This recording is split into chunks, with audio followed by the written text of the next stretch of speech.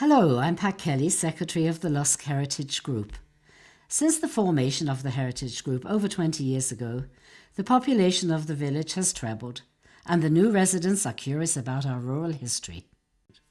Aidan Arnold is of farming stock and is one of the members of our Heritage Group. He was delighted to have caught up with Mr. Noel Moore, who will be talking on the changes in farming in his lifetime. Noel, do you want to just start off maybe by just telling us about a little bit about the family? You were part of a fairly large family that grew up in this house. Yes, a lot of brothers and sisters, and myself and Joe was the two brothers that stayed farming, and I enjoyed it. I enjoyed farming all my life. I'd done it. Now, this farm was divided by the Land Commission. This farm here in New Haggard. This farm in New Haggard. Yeah. And it was divided amongst 32 farmers, local farmers. This, Noel, can I interrupt and just say, this was in your father's time? This was my father's time. When your father was actually the herd, he'd be probably a farm manager now, but he was the herd of Nathaniel Hone, who owned this estate here. Wouldn't that be right? That's correct. And just tell us then something about the estate and how it came about to be split up and how you finished up farming. Yeah, well, there was just short of 600 acres in this farm, and divided amongst 32 farmers, local farmers, and we've got part of it. What year are you talking? It was divided between 1935 and 1937. Right. And some of the sheds on it, the cattle sheds and the horse stables, was built up and made dwelling houses. And there was 4 farmers came to them. This house would have been belonging to your father, or not belonging to, but your father would have lived in this house when he worked as a herd in Hone's place. Yeah. Yes. And this house would date back to the 1910. Okay. The turn of the century. Turn of the century, yes. Okay. So your father, what would he have done, Noel, do you know? What were his responsibilities? Well, as a herd, like, he was a cattle man. You know, it was all cattle on this farm. Yeah. And of course, when it was divided up, he got into the tillage end of it because there wasn't enough of the money in the cattle business. Right. And it was good tillage land. So he took to the tillage end of it. Right. Growing vegetables. So you would have been born in blah, blah, blah, blah. 1928. 1928, right. You were just coming out of the horse period. You really weren't into that. Well, the horse period lasted a bit longer than that. Oh yeah, into the 40s, early 50s. Okay, right.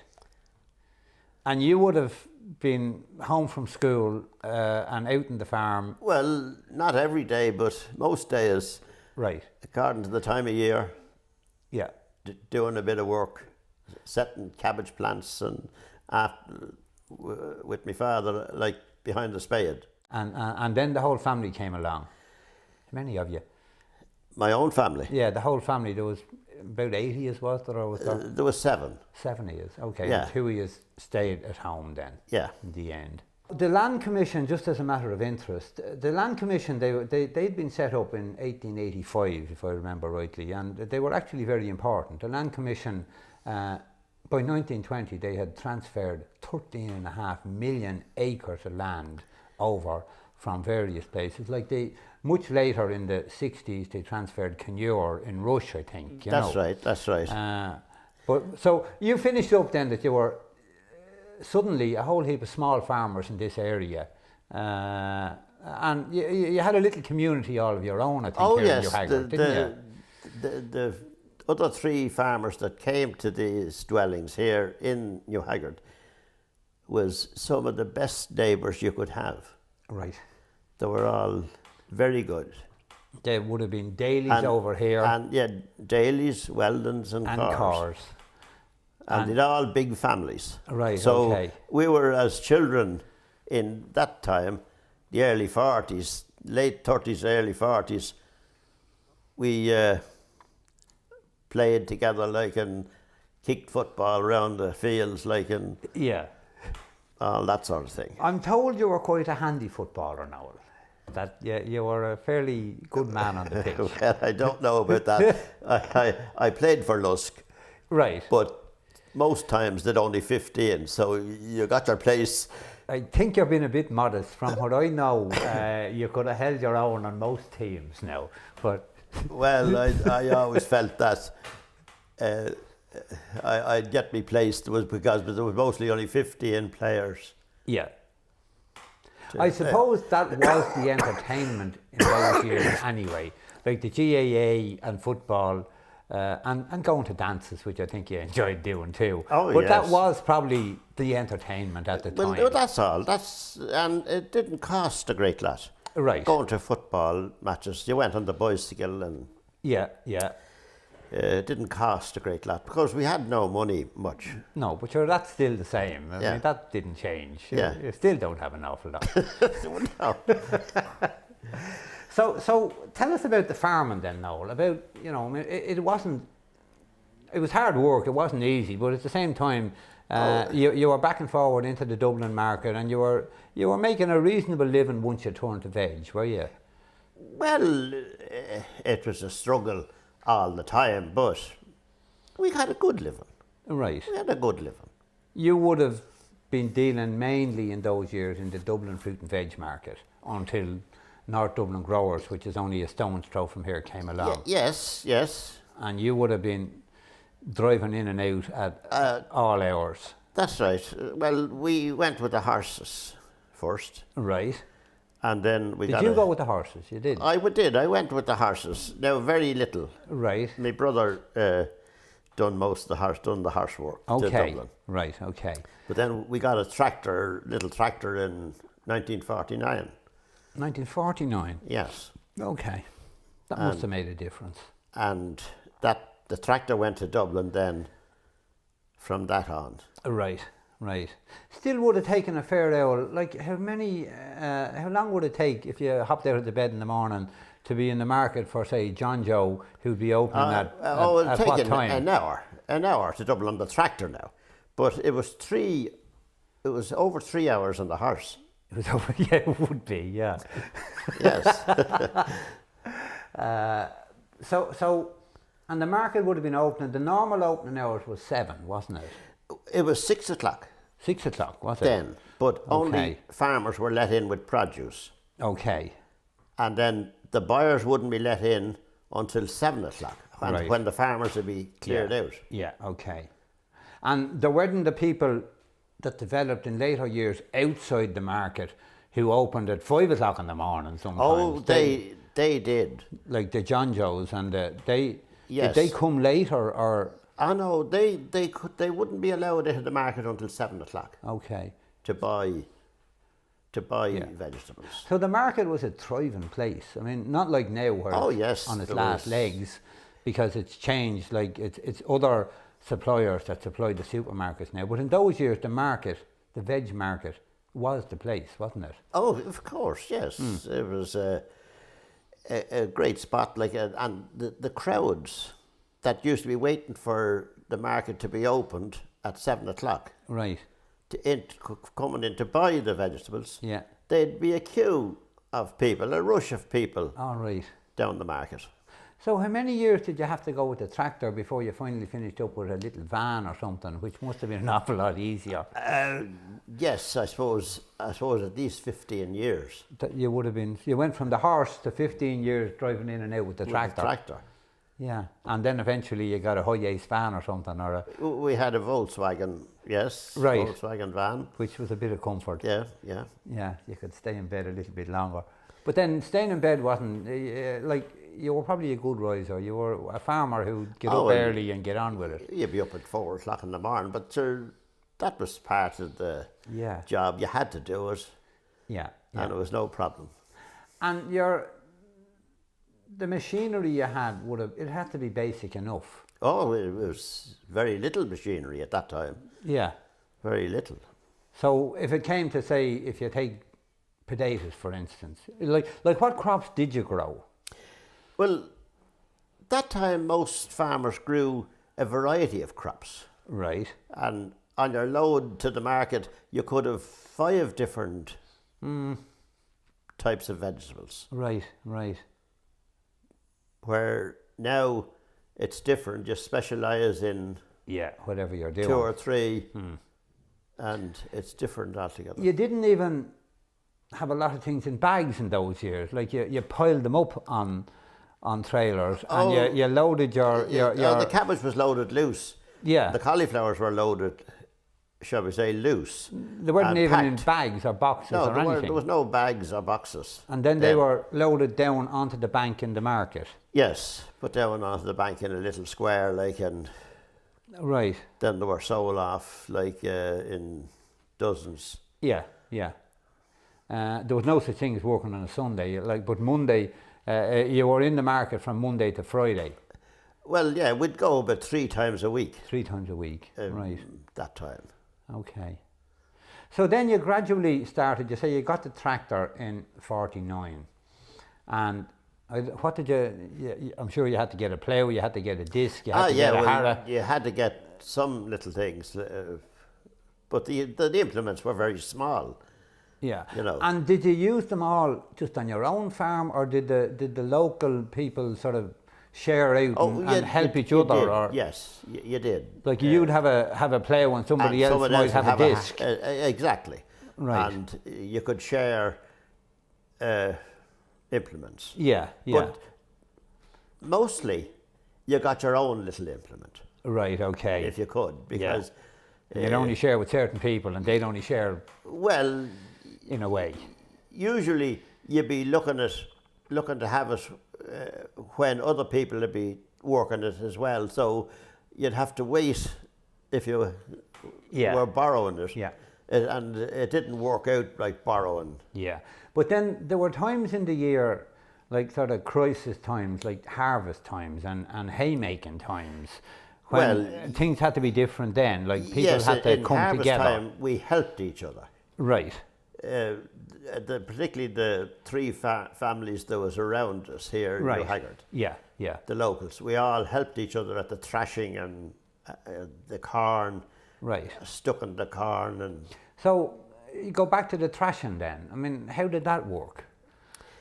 well, we usually built the reeks like in our own yards.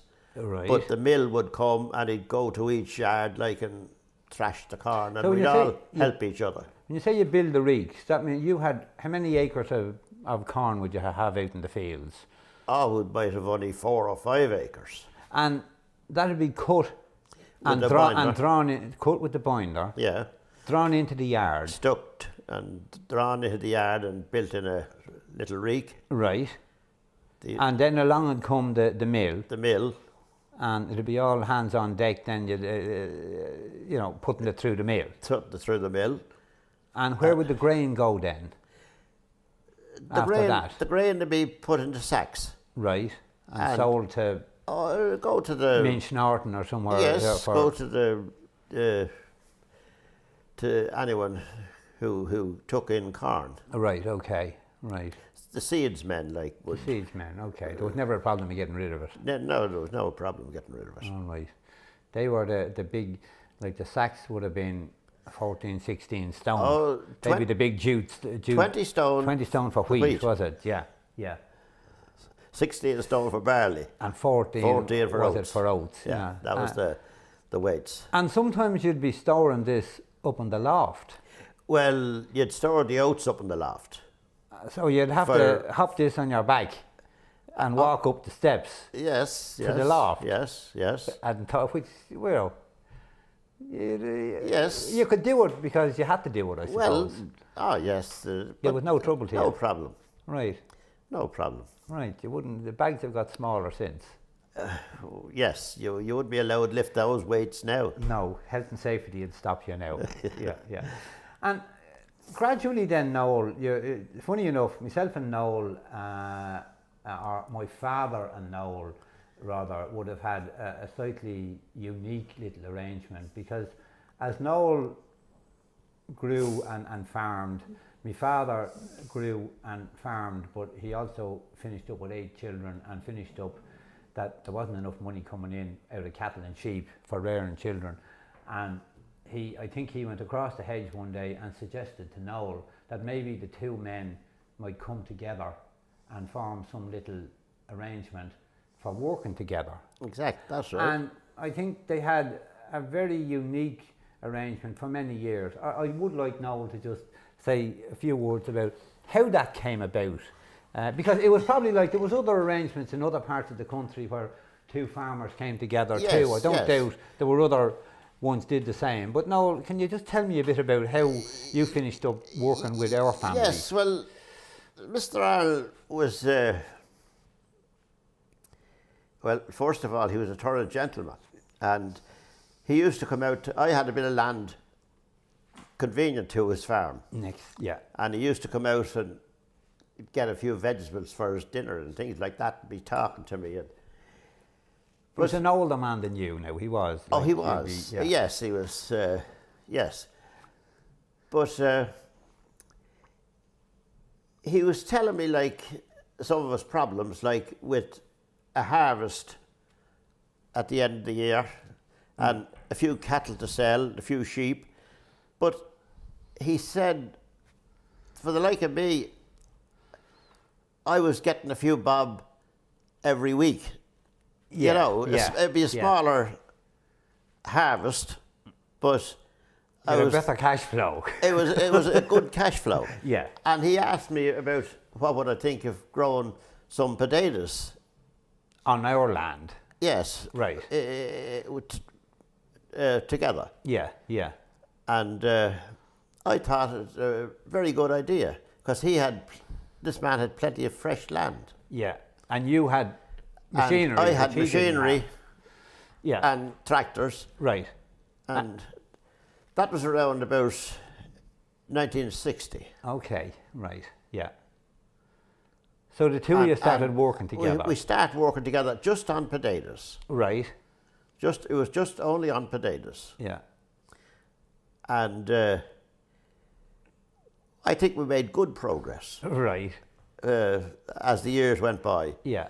And I think then around about 64 or 5, we put our names on the bag. That's right, yeah. Which I think we were about the first ones to do. One of the first to put our names on the bag. Potato bags, on the potato bags. Yeah. And things went very well after that. Yeah. Don't know if you remember, but there was a couple of times when the North was getting particularly bad. It would have been after 68 when there was big trouble, and they actually sometimes had to take the names off the bags because some of the customers in the North wouldn't like to be buying potatoes from the South. Like, they prefer a Protestant potato rather than a Catholic potato. Yes. But the only good thing was that our name was Arnold, so sort of they could sort of maybe they're Protestants, maybe they're Catholics. Yeah. We'd get away with it one way or the Yes, other. well, we'd never any problem. No, with but they were never always any good trouble. people to deal with. Yeah. And then you went out then and you started buying machinery together, and it got to the stage where you were almost pooling the two farms and pooling everything and almost working as if it was one unit. True. Would that be fair to say? True, yes. Well, it was all potatoes we done. Right. And corn. Yeah. And we bought our first combine in 1962. That must have been a good year, was it? Well, they were all good years then. Yeah. Where you were young and able to work. 1962, can you remember what you paid for the combine in 1962? I do well. Do you? I do well. We paid £2,000 Go away. Right. for the combine. A lot of money in 62. Yes, It was yes. I remember it was a Clays, it was a good combine.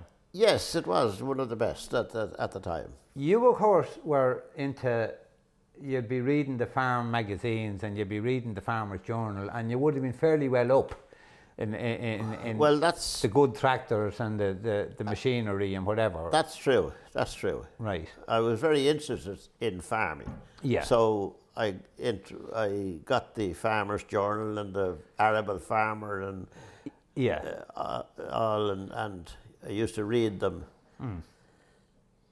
Another great interest I think you had, Noel, was nature. Like, you were a farmer by profession, but you were even a farmer by nature. Like, besides being interested when you'd be going along in the combine and watching to see if the fox would lift out of the cord or the... True. Or the True. But you knew everything that was out there. Oh, everything, yes. I know all the different birds Yeah. and the different animals like that lived around the farm, And you loved them. You were interested in all of I that. was very interested in them. You were never into the fishing so much, but you were into the shooting, Oh, I think. I did fish a lot when I was younger. Right. I did fish a lot. I love fishing. Did you? I did. Right, right. Down, of course, you had a fine And river there was running all the way all out the way to through the Rogerstown farms. here. Yeah. Yes. I always remember you telling me that there was that you'd know every hole in the river, and that there was one particular hole down there which was a good hole for a trout, and it was known as Hone's Hole. Would that be right? That's correct. That's correct. It was very deep. It was a deep hole, was And it? it was very good for a good-sized trout. Hone's Hole. Yeah. Right. Okay. So he was commemorated in some way many years afterwards by a hole in the river. Anyway. That's correct. I think you enjoyed. I always remember the David Attenborough programs on television was something that you extended your love of nature. Yes. Outside of the fields, sort of worldwide almost. You always loved that type of thing. Yes, and still do. And still do. Yeah. Yeah. Yeah. But I gave up shooting some 25, 30 years ago. Right. Okay. And because I liked the old pheasants so much, I just thought it a pity like to shoot them. Oh, I think that's right. But you did take up something else then. You, as you were slowing down on the football field, you took up golf. True enough, yes. And you've been a member and still are playing in Rush. Yes, I remember Rush. Yeah. I won't ask you what you're playing off, but I know you were a handy golfer and still are a handy golfer.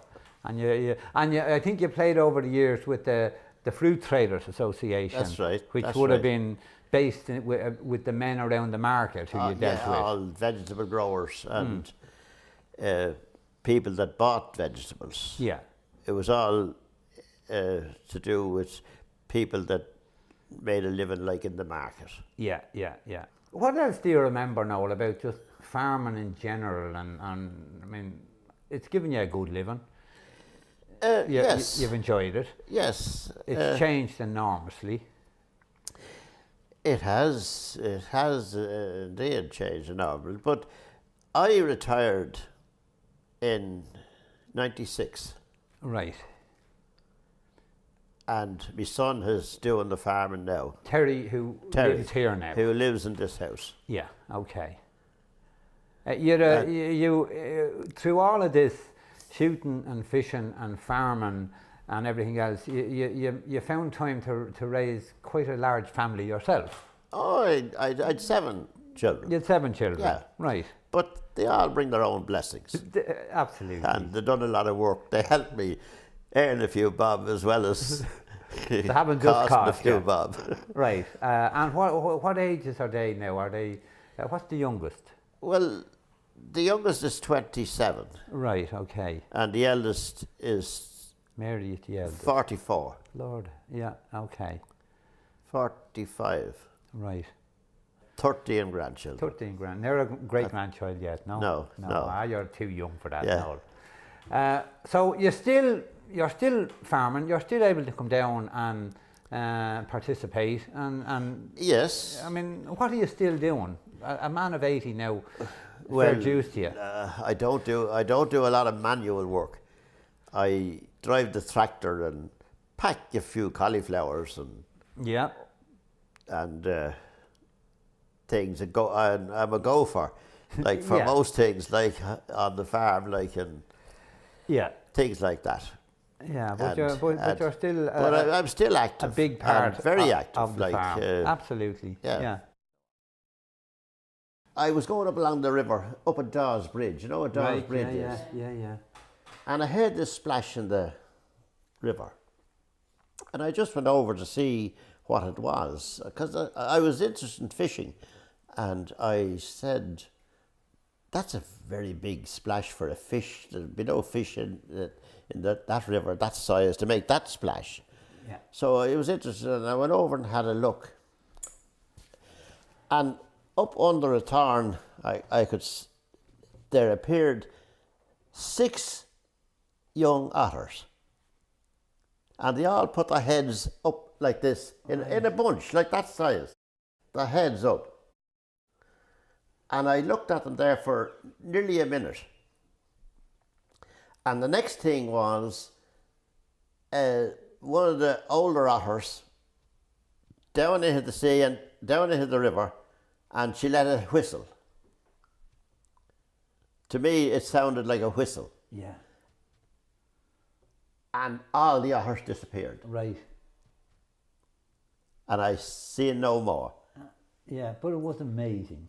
And that was a sight that you would never, ever Yeah. see Yeah. unless you were just very, very lucky, as I was that night. I used to bring a bit of lunch. I'd be picking sprouts in the winter time or that, and I'd bring a bit of lunch and have it in the lorry at the gate. And I reckoned that I could see 17 different birds at that gate. Go away. Right. Now, I wouldn't see them all today, You'd know them all. yes, Yeah. but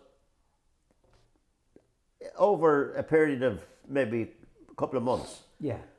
there was, I know I see 17 different birds Right.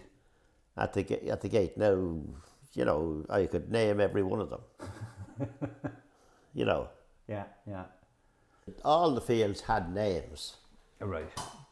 back in the early days, and they were all known by their names. Right. We have the Black Lawn, the 10 Acres, Yeah. the Seafield. Okay. They're all the far side of the road, are they? Or yeah. Yes, yeah. yes. The Seafield, well, it hits next to the estuary, Yeah. so that's why it was called the Seafield. Yeah. The Brown bottom- Hill, What was it? the Brown Hill, Brown Hill. Right. Okay. the Gill Hayes, The Gill Hayes. Right. up where Laddie DeYoung was the Dry Lawn, Right. and the field just here, the far side of Daly's here, there was the Night Field. Right. Okay. You'd be the only one that these names are going to go. Yes. Yeah. Yeah, because they're not known by, I'd say, any of the farmers that have them. Yeah. Yeah. Italian at home. Was there a couple of brothers? There was 2 brothers. And they owned the 600 acres, right? You think? Well, Herbert Howen owned this farm. Right. They had a big lot of land in Wicklow. Right. He'd come once a year to see my father. Is that right? Once a year, that's all. He was a big man. Oh, he was very interesting to have a chat with. Was he? He was a lovely man to chat. Right. And he'd come down here and he'd talk for a few hours with my father. He must have been a good man because he gave employment to anyone that wanted employment in the Lusk area or Carduff at Christmas. He gave them 3 weeks' work. That picture is a lovely picture. As a matter of interest, Noel, can you just tell us something about that particular picture you have on the wall there? You think you can pinpoint where it was, Yes. and who's in it. It's Herbert and Nathaniel Hone, The two men the there, two yeah. brothers. Okay. This is Herbert here with the cap. And that's Nathaniel. That's the only picture we have of those men. Yeah, okay. Myself and Joe had a great experience of catching a trout that was actually dead in the river. Right. How did you catch him when he was dead? You just saw him when you hopped in and you picked him out? We only seen him, he was after being attacked by a gull. Ah, right. And he had the back of the neck here was a hole like in it. Yeah. And that's how he made up into the fresh water. Right, he was with the washed salty up. water. He was washed up, basically. Well, yes, and we seen him, and he was on his last legs. Right. But we didn't touch him. We didn't do anything about it. But we went up and told the budget. Right, okay. And he said his back for the fish is the quickest he can go. So we went back and got the fish, brought it up to the budget. Yeah. And he says, my God, he said, bring that up to your mother, he says, and put it on for the tea. Right. So the fish was eaten, and I'd say the full fish was 15 inches long. Oh, good sized fish, yeah. Oh yeah, he was that size. Yeah, okay. And, you know, without the land... Where did your father, by the way, come from before? Did he come into this area to get that job? Oh no, my father was a Carduff man. Was your father from Carduff? Oh yes. Was he? Sure. Nellie and of course, Bridgie, where Willie Moore's... Aunt Rose, Peter, they all came, they were all born and reared in Carduff. In Nellie's house, was Yeah. it? All right, okay.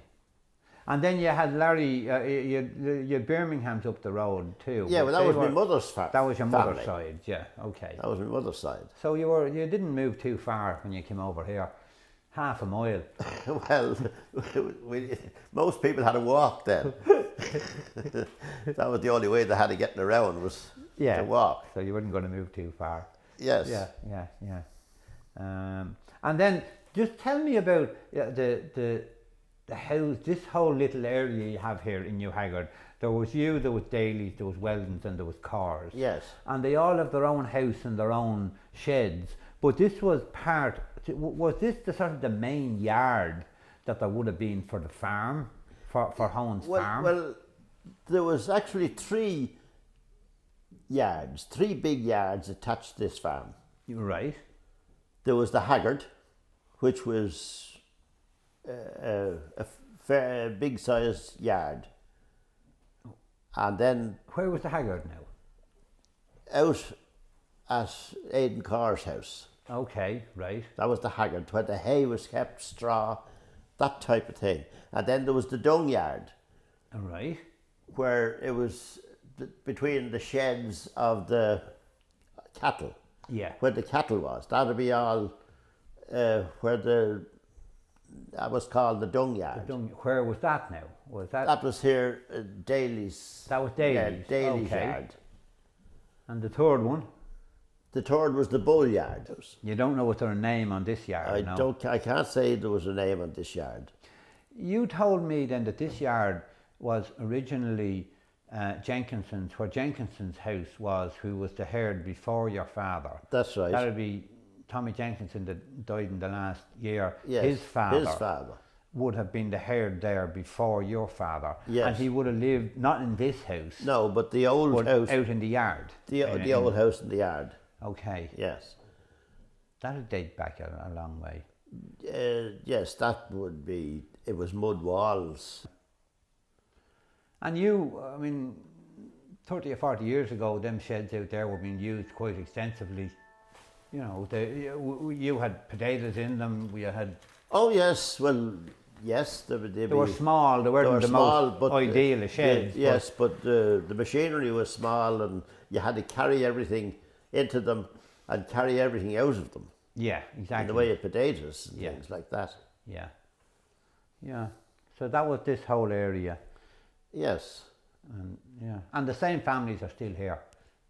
all the families are still here, After all them years. and we're still all good friends.